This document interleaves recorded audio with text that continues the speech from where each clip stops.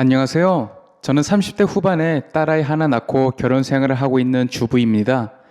딸아이를 낳기 전 임신 6개월쯤 됐을 때 남편이 바람을 피는 걸 눈치채게 됐어요. 늘 저녁 시간이 되면 퇴근하던 남편이 밤늦게가 돼서야 들어오고 지방 출장이 굉장히 많아졌습니다. 요즘 왜 이렇게 집에 잘 안 들어와? 혹시 바람 피는 건 아니지? 라고 물어보니 저를 의부종 환자로 몰고 가네요. 저는 어쩔 수 없이 별말을 못했지만 다들 같이 살다 보면 느낌이 오잖아요. 이 사람이 갑자기 변한 느낌이라든지 뭔가 숨긴다는 느낌이 있다든지요. 저를 의부증 환자로 몰고 가는 남편이 더 의심스러웠고 홀몸이 아니기도 해서 흥신소에 의뢰를 해봤습니다. 남편의 정보를 넘겨주고 바람인 것 같은데 확실히 좀 알아달라고 했죠. 흥신소에서 받은 사진은 할 말을 잃게 만들었습니다. 웬 젊은 여자랑 모텔에 갔다 오고 데이트를 즐겼더라고요. 나는 자기 애 임신해서 고생하고 있는데 바람을 피고 있는 게 너무 화가 났습니다. 긴 말 안 하고 증거 사진을 딱 남편에게 보여주니 잘못했다고 싹싹 빌더라고요. 그 일이 있은 후 지극정성으로 잘해주길래 한 번의 실수였겠지, 내가 임신하고 성욕을 못 풀어 한 번 그런 거겠지 하고 넘어갔습니다. 그리고 2달 뒤쯤 여전히 찜찜한 느낌이 들어서 남편의 카톡을 뒤져봤는데 여전히 그년이랑 바람을 피우고 있더라고요. 저는 너무 충격을 받고 스트레스를 받아 결국 조기 출산을 하게 됐습니다. 뱃속에서 다 자라지 못하고 나온 우리 아가는 성장이 덜 되어서 바로 인큐베이터에 들어갔고 모유 수유도 제대로 못했습니다. 정말 우리 아기가 아프게 태어나서 눈물이 흐르더라고요. 저는 정신을 좀 차린 후 남편이 찾아왔을 때 뺨을 후려쳤습니다. 갑자기 또 왜 이러냐 그러길래 바로 카톡 증거 사진을 보여줬죠. 그러니 바로 무릎을 꿇더라고요. 남자가 무릎은 왜 이렇게 싼지. 애초에 무릎 꿇을 일을 안 만들면 되는 거 아닌가요? 그날 시댁 식구들도 병문안에 왔을 때여서 그냥 다 말했습니다. 저 혼자 이 상황을 끌어안고 가기엔 너무 힘들더라고요. 증거 사진을 보여주니 시아버지도 자식 새끼 잘못 키웠다 하면서 무릎을 꿇고 한 번만 용서해 달라고 비시더라고요. 저는 시아버지까지 이렇게 애원하시는 모습에 마음이 약해졌습니다. 결국 앞으로 절대 바람을 피우지 않겠다는 각서와 일주일에 한 번 핸드폰 카톡 내용, 통화 내역서까지 다 보여주겠다는 약속을 얻고 넘어가 줬습니다. 그렇게 아팠던 아기를 잘 육아하고 남편도 가정에 충실해 주는 듯 했어요. 산후조리를 마치고 퇴원을 한 후 집에서 잘 회복하고 있었어요. 남편의 핸드폰이랑 제 핸드폰이 식탁에 있었는데 휴대폰 진동이 들리는 거예요. 남편 핸드폰이랑 제 핸드폰을 확인해 보니 저희 거는 아니었어요. 진동이 들리는 소리를 찾아보니 남편의 정장 안주머니더라고요. 알고 보니 남편은 핸드폰 2개를 가지고 그년이랑 바람을 피고 있었습니다. 저는 이혼을 확신했고 소송까지 생각했어요. 이후 친정 부모님께 남편과 있었던 일들을 얘기하고 증거 자료도 보여드리며 이혼을 하겠다고 했습니다. 저희 아버님은 쌍욕을 하시면서 정서방 그렇게 안 봤는데 무슨 이딴 새끼가 다 있냐고, 왜 이제야 말하냐며 불같이 화를 내셨어요. 저희 어머니는 말없이 우시더라고요. 오로지 제 걱정과 아기 걱정만 하셨어요. 이번에 시아버지가 무릎을 꿇든 각서를 쓰든 이혼을 할 예정입니다. 친정 부모님과 시댁 부모님도 남편과 저의 이혼을 받아들이셨어요. 바람녀를 확인해 보니 구청에서 근무하고 있는 공무원이더라고요. 참네, 직업을 알고 나니 더 화가 났습니다. 알아보니 공무원 파직이 가능하고 다시는 나란 일을 못하게 할 수도 있다고 하더라고요. 저는 바람녀 같은 사람이 공무원을 하는 것은 용납이 안 되기에 직장도 잘리게 할 거고 바람녀의 동료와 가족들에게도 유부남이랑 바람핀 사진과 증거들을 공개할 예정입니다. 이 지옥 같은 시간을 겪으니 어느새 제 정신과 몸은 피폐해졌습니다. 순간 포기하고 싶기도 했지만 제 가정과 인생을 망가뜨린 2 년놈들을 생각하면 잠이 오지 않더라고요. 이혼을 하려고 하는데 남편이 이혼을 하더라도 딸아이는 못 준다고 했습니다. 증거가 명확히 있는데 이런 말 하는 거 보니까 머리가 상당히 안 좋은 것 같더라고요. 이혼 전문 변호사와도 얘기를 해보니 제가 거의 무조건 이긴다고 하더라고요. 아이 양육권 문제 때문에 옥신각신 하긴 했지만 결국 제가 데리고 왔습니다. 남편에게 양육비, 친권, 위자료 등등 변호사와 합의한 내용을 알려주고 나왔어요. 그때서야 조금 통쾌하더라고요. 하지만 아직 끝이 아니었습니다.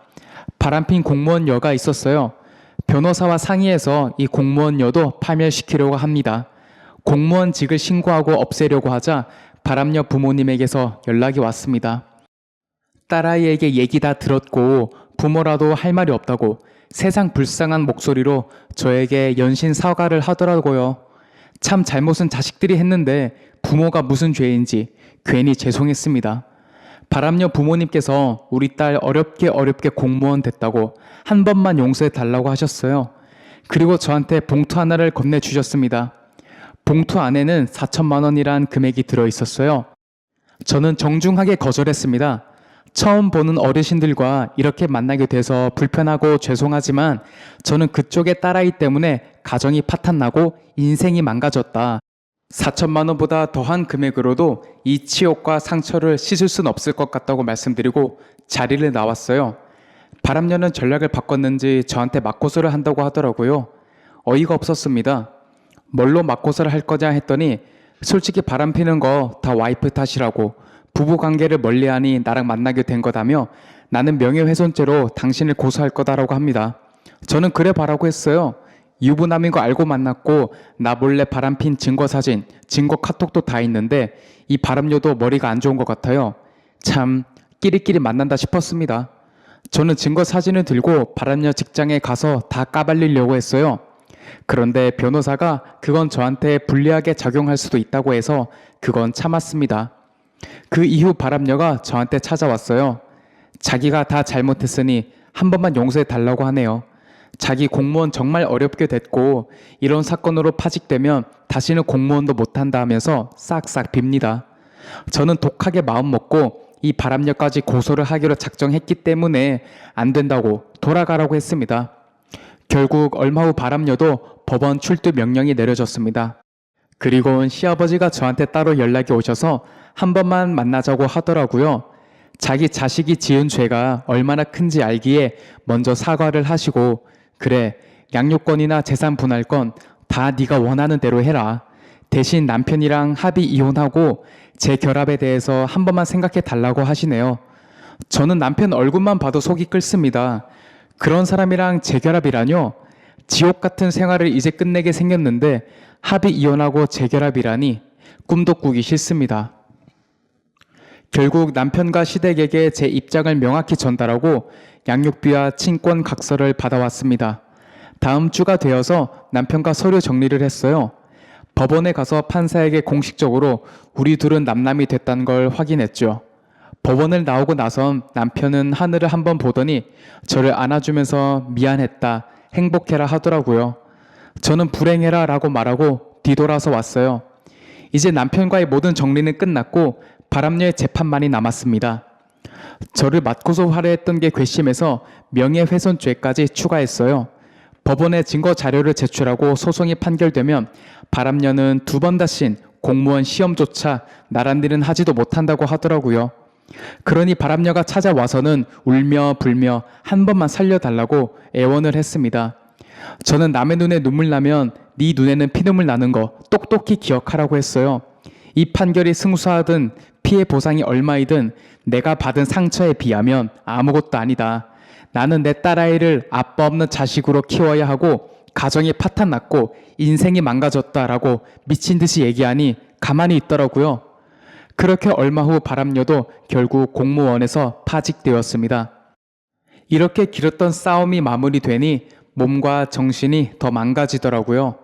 제 마음에 우울증과 대인기피증이 생기기 시작했고 시도 때도 없이 눈물이 납니다.